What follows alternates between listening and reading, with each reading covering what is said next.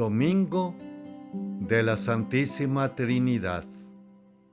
En esta 11 semana del tiempo ordinario, tenemos esta festividad que en sí abre la segunda etapa del tiempo ordinario. Y muy para estos momentos donde precisamente son las tres personas y un solo Dios verdadero. En la vida de la historia de la humanidad siempre ha sido bastante perseguida la religión cristiana desde hace 2022 años y antes de ella también nuestros hermanos mayores, los judíos. ¿Por qué es este apatismo, odio, como también guerra, algunas veces cruenta con sangre, de exterminar a aquellos que piensan y viven con esta fe? Y el centro también de ella será nuestro Señor Jesucristo, que en el Tríodo Pascual precisamente tenemos este recordatorio anual. Viernes Santo, la pasión y muerte. El Sábado Santo, la sepultura. Y el otro domingo del sábado, la resurrección del Señor.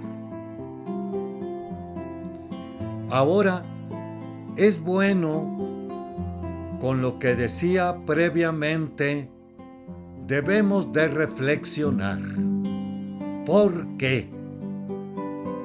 Una de las cosas primeras que debemos de tener presente es que el ser humano siempre trata de buscar a un o a unas divinidades, consecuentemente no terrenales o semiterrenales, o que están más allá de nuestro caminar de la vida.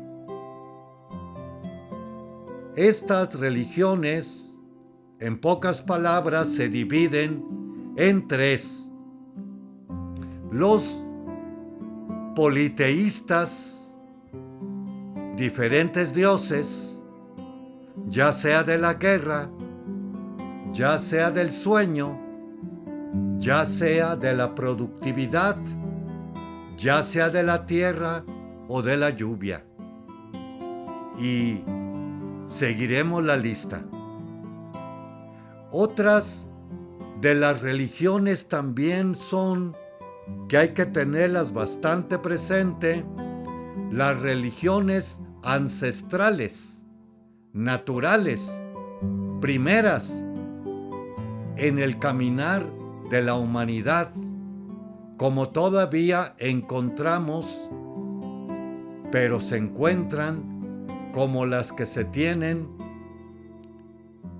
con los pieles rojas, sobre todo en el norte de los Estados Unidos.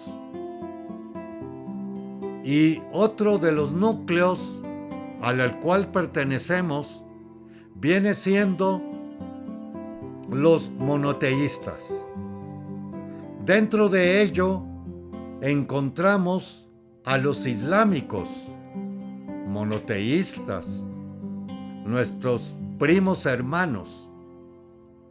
Otro grupo viene siendo nuestros hermanos mayores, los israelitas, que trata de bosquejarnos la primera lectura de el domingo pasado.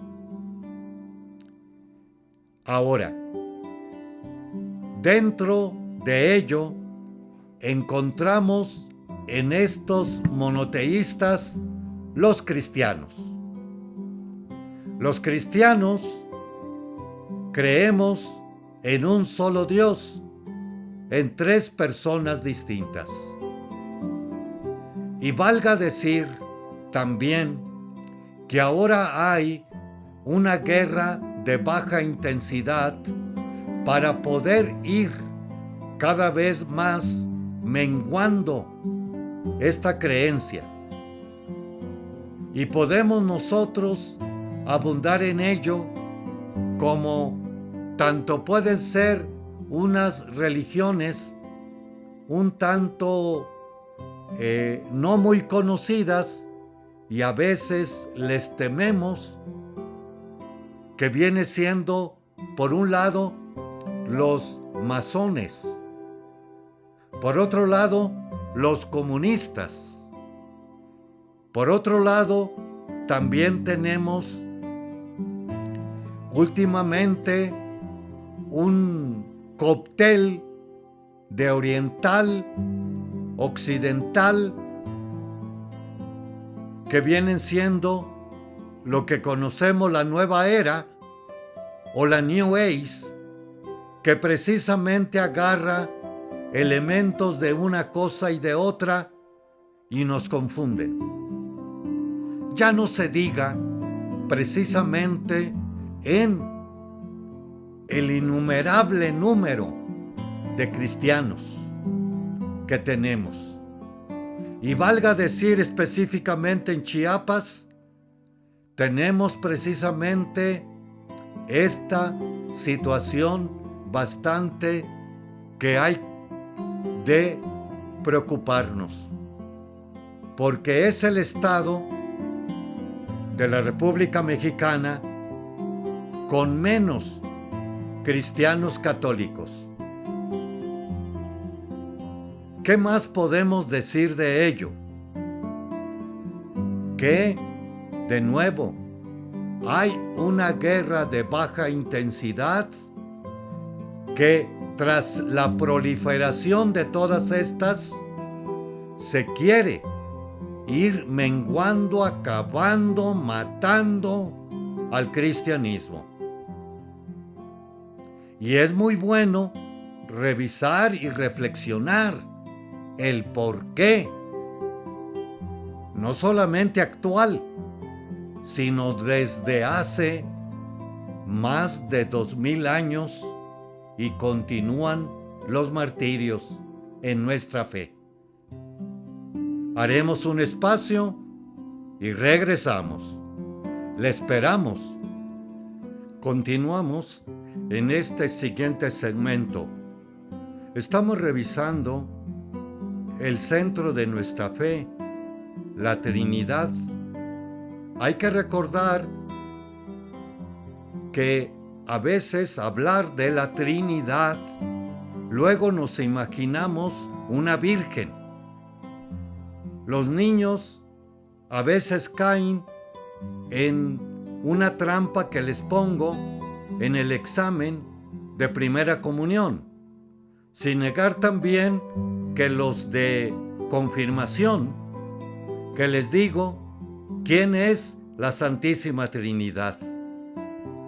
Como poco oímos de ella, lo que más escuchamos, Dios uno y trino, pero no la Santísima Trinidad, entonces nos vamos con la idea que es una mujer y consecuentemente una virgen, como por otro lado una santa. Y la Trinidad es, de nuevo, un Dios en tres personas distintas. Vamos ahora a rever esta Trinidad según nos lo dice las Escrituras, como también las de ayer. ¿Qué nos están diciendo? ¿Qué podemos decir de la Trinidad? Primero, que esa Trinidad es un Dios en las tres personas, un Dios de comunidad y unidad, consecuentemente. El Padre, el Hijo y el Espíritu Santo. Así, psicológicamente podríamos decir, pues el Padre es mayor que uno, hay que respetarlo, y es el que manda. El Hijo es hijo, tiene que obedecer. El Espíritu Santo, pues ahí queda un tanto difuso en nuestra manera de pensar. Pero aquí nosotros podemos decir que son el uno con el otro. Es un Dios de sociedad, comunidad y unidad. Otra de las características que vemos en Dios es que este Dios no se queda solo allá en el infinito para que le adoremos o le ofrezcamos o le adoremos o le dancemos. Primera lectura, que se goza en la humanidad. Y esta viene siendo una de las características diferentes en las otras religiones, que es el Dios que busca a la humanidad, se ocupa y hace ese pacto, esa unidad, esa iniciativa para contactarse con Él. Recordemos a Abraham. Sal de tu tierra y parentela. Sal de los tuyos, de tu núcleo, de tu pensar, de tu idolatría, de los que te van a seguir imbuyendo en lo suyo. Pues que de ti haré un pueblo. Y vámonos a la zarza. En Moisés, yo soy el Dios de tus padres, Abraham, Isaac y Jacob. Regresa al pueblo de donde saliste y sácalo, porque sus lloros y lamentos han llegado hasta mí. Tercer lectura de nuevo de la vigilia pascual. Sábado Santo, que no se tiene que anular de las 7 lecturas que tenemos. ¿Qué más podemos decir? Lo acabamos de oír hace poco. También Dios sale al encuentro de su pueblo y te doy estos mandamientos para que los conserves, y yo te protegeré y serás mi pueblo, y yo seré tu Dios, un Dios que se preocupa por la humanidad. Y tanto viene siendo esto que después vamos a oír nosotros en la cuestión: tanto amó Dios al mundo que le entregó a su Hijo. Y quiero hacer una reflexión propia que ayuda para entender esto. Dios infinito, primera lectura de nuevo, sabiduría, misericordia, amor, orden, infinito, quiere comunicarse con el ser. ¿Pero cómo lo va a hacer? A través de su momento histórico del ser humano. Poco a poco, creciendo, proceso, camino. ¿Qué más? Que tanto amó Dios al mundo, decía mi reflexión, para que la humanidad me comprenda hay que hacerse humano para comprender a Dios. ¿Y cómo se hace humano?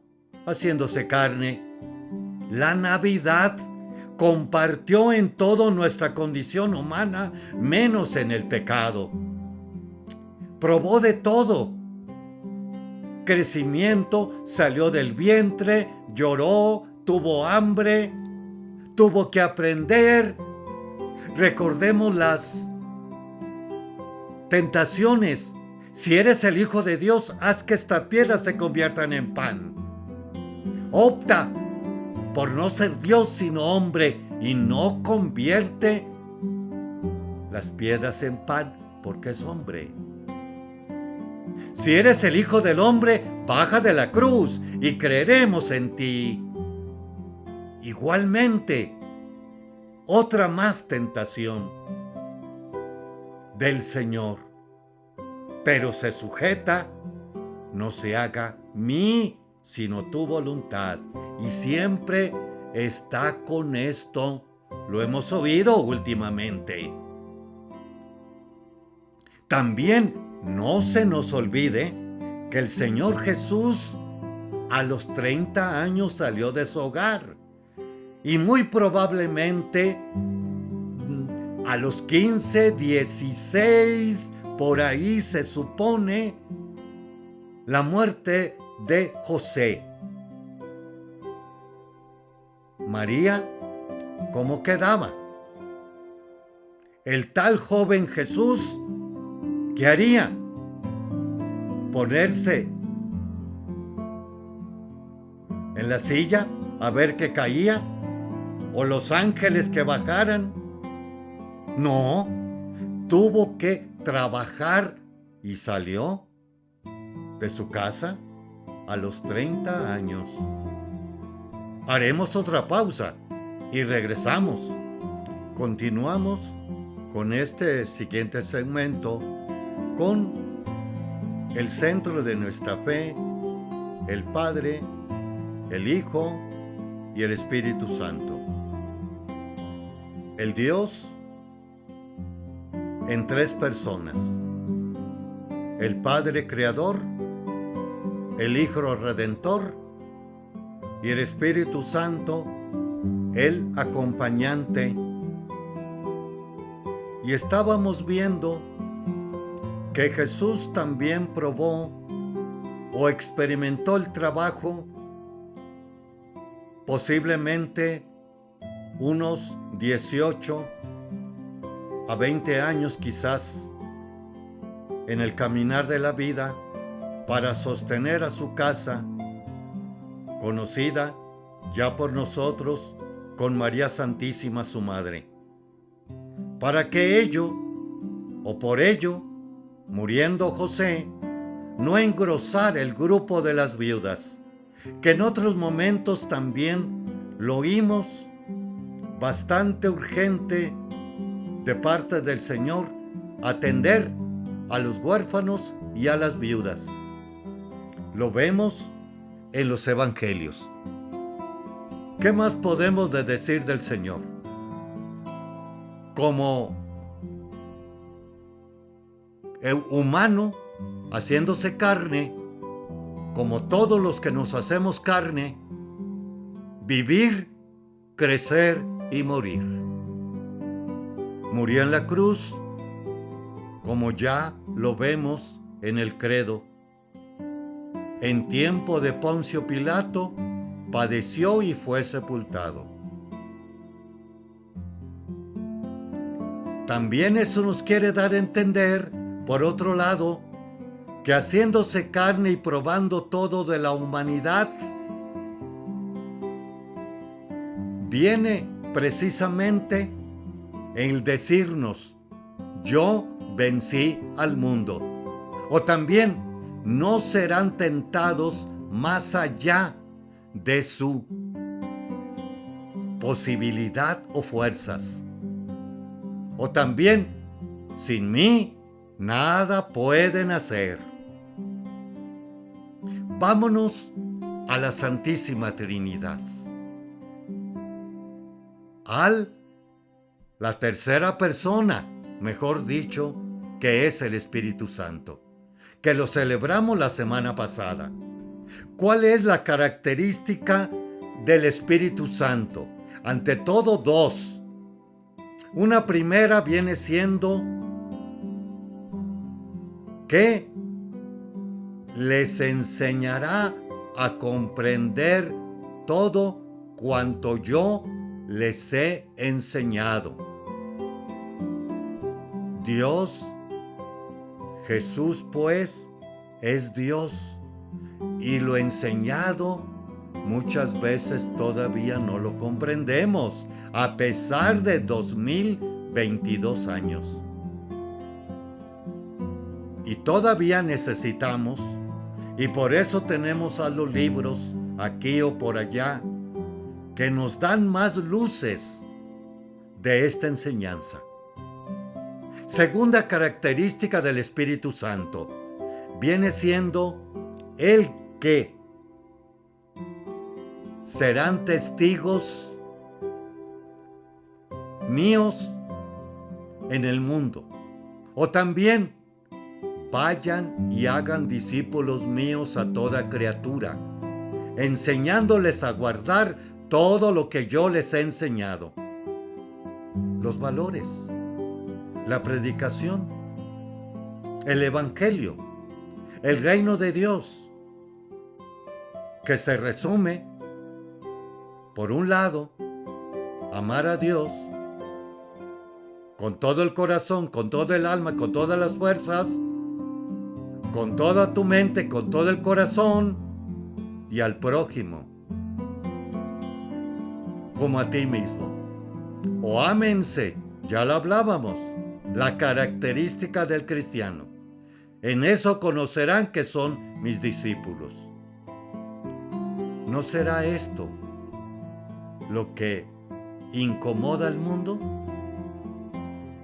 No solo al actual, sino a los anteriores, todavía antes del Señor con el judaísmo. Sería bueno reflexionar. Y aquí tenemos precisamente el Dios en tres personas distintas. Y esto nos ayudará a entender. Segunda lectura, que nos habla también del dolor, sacrificio, cuando nosotros exponemos todo esto en cada una de las realidades, pasos y circunstancias de nuestra vida, que precisamente es lo que está diciéndoles Pablo a los romanos, que al mundo de la gracia en la cual nos encontramos por Él, podemos gloriarnos de tener la esperanza de participar en la gloria de Dios, porque el cristiano tiene su fe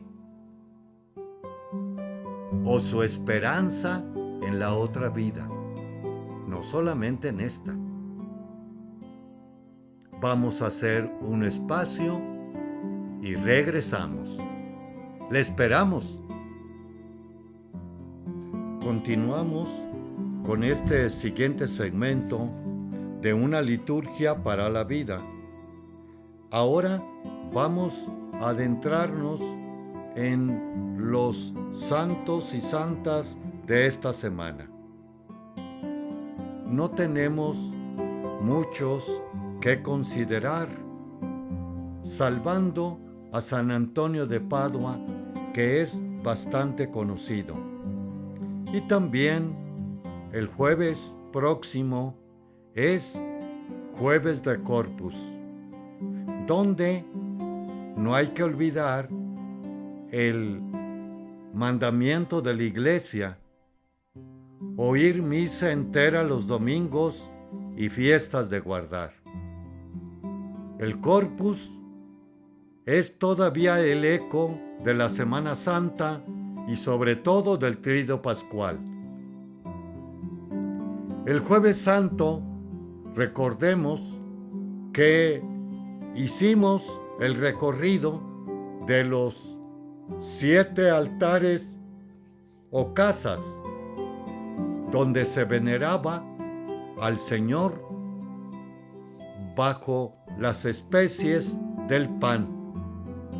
Por ser más prioritario el triduo, viernes, sábado y domingo santos, es por eso que hasta ahora, en este jueves próximo, tendremos esta solemnidad donde consideraremos el sacramento de la comunión eucarística y le veneramos solemnemente. También el sábado pasado, 11, encontramos a un gran apóstol muy importante, San Bernabé. Además de los 12, encontramos en la Biblia otros 72 discípulos. José de Chipre, el cual le dieron por sobrenombre Bernabé, que quiere decir el hijo de la consolación. Aparece como un hombre sumamente generoso, que vendió su campo en beneficio de las comunidades cristianas. Al mismo tiempo, se convirtió en el misionero al lado de San Pablo. Gracias a la mediación de Bernabé, San Pablo fue aceptado e incorporado en el colegio de los apóstoles. Bernabé busca a Pablo en Tarso y los dos obtienen gran número de conversión para Cristo. Parece que en el año 44 hubo una gran crisis económica en Jerusalén. Por iniciativa de Bernabé y Pablo, los neoconversos paganos regalaron una generosa cantidad de dinero a sus hermanos judíos bautizados en Jerusalén, aún desconocidos por ellos. En el capítulo 13 de los Hechos de los Apóstoles nos refiere cómo Bernabé y San Pablo fueron escogidos por el Espíritu Santo y después del rito sagrado y apostólico de la imposición de las manos, fueron enviados a otra misión entre los judíos y paganos en la isla de Chipre, patria de Bernabé. El procónsul romano, Sergio Pablo, se convirtió al darse cuenta de que aquellos hombres eran verdaderamente guiados por el Espíritu Santo, a diferencia de los adivinos, astrólogos y magos. En medio de toda clase de penas y adversidades provocadas por judíos y paganos de Listra, encontramos siempre a Bernabé al lado de Pablo. Con humildad confiesa en Antioquía cuánto habían hecho y Dios por medio de ellos y cómo habían abierto a los paganos las puertas de la fe. Durante el segundo viaje de San Pablo, sobrevino un disgusto impetuoso.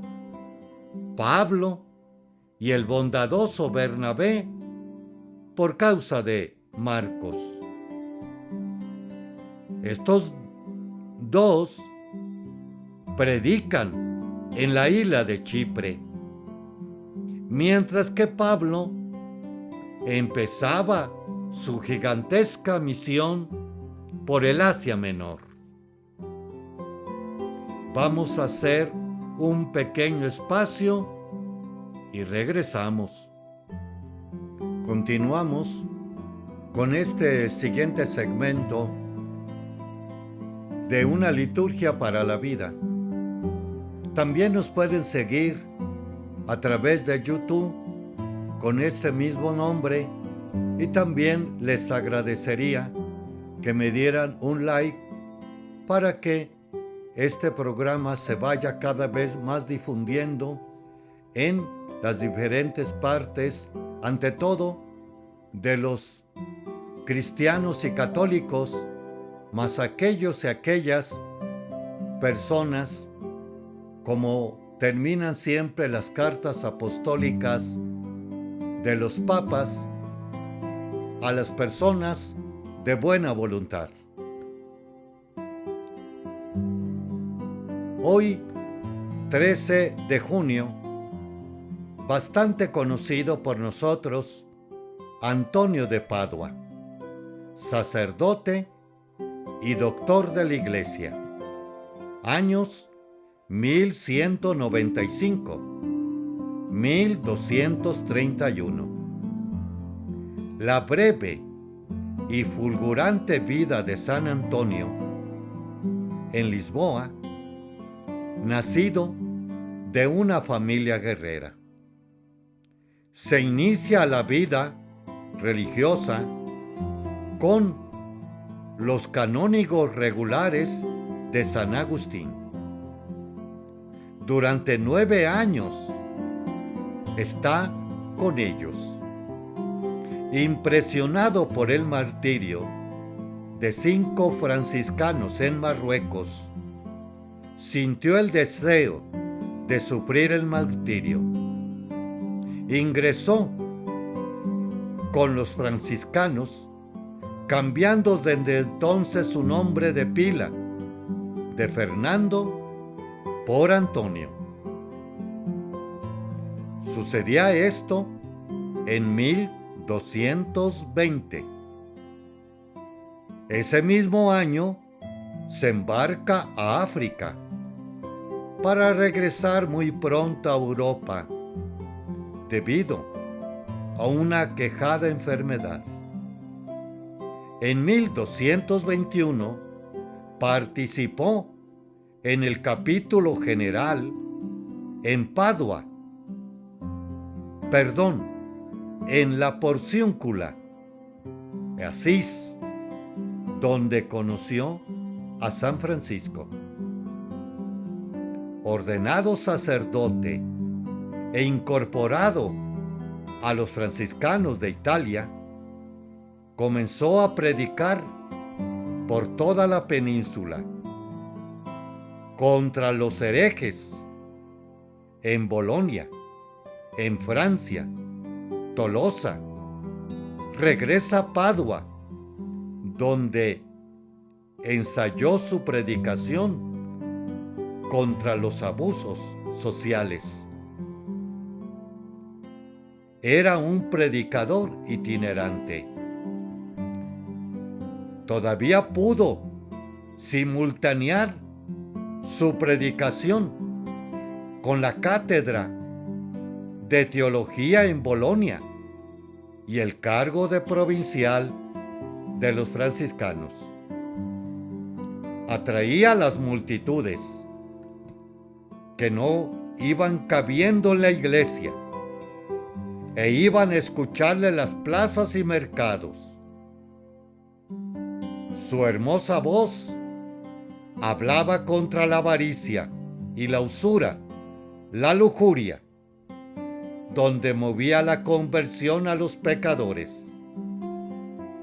Muchos se preguntaban si esta imagen de Antonio, predicador, profesor, martillo de herejes, se correspondía con el Antonio popular, milagrero, amigo de los pobres y de los oprimidos. Es una creación de la piedad y necesidad popular que necesita milagros.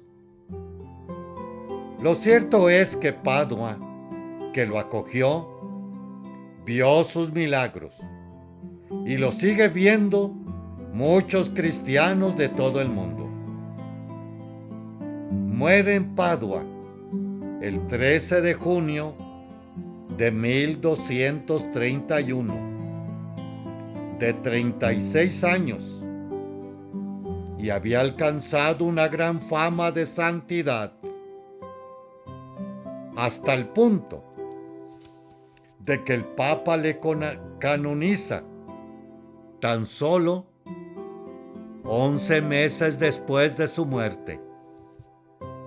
Su tumba, en la Gran Basílica de Padua, recibe todos los años miles de peregrinos. Declarado doctor de la Iglesia, con el título de doctor evangélico, en 1943. En España, como en varios lugares también de nuestra patria, es tenido como especial protector de las jóvenes que buscan a su novio, como también de las cosas difíciles y de los pobres. Hasta aquí, hermanos y hermanas, de este programa de una liturgia para la vida. Habló para ustedes el Padre Víctor Anguiano, Diócesis de San Cristóbal. Muchas gracias, un fuerte abrazo y que lleguemos con iluminación del Espíritu Santo e inspiración también del Señor en su gran anhelo con el Padre de encontrarnos eternamente en su gloria, y que María Santísima, la estrella de la evangelización, nos ilumine en el caminar de este valle terrenal. Felices tardes para todos ustedes.